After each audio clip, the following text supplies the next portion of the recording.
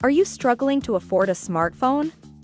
Did you know the government offers low-income individuals and families a free iPhone 13 program? This 2-minute video will discuss the Affordable Connectivity Program (ACP) and how you can qualify for a free iPhone 13. The ACP is a federal program that provides eligible households a monthly subsidy of up to $30 to help pay for their internet service. This subsidy can also be used to purchase a smartphone like an iPhone 13. To qualify for the ACP, you must meet certain income requirements. Your household income must be at or below 200% of the federal poverty line.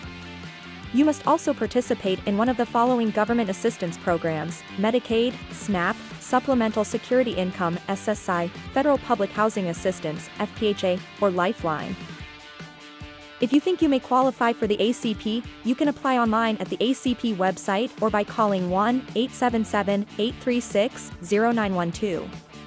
You will need to provide documentation of your income and participation in a qualifying government assistance program. The ACP is a valuable program that can help low-income individuals and families stay connected. If you think you qualify, we encourage you to apply.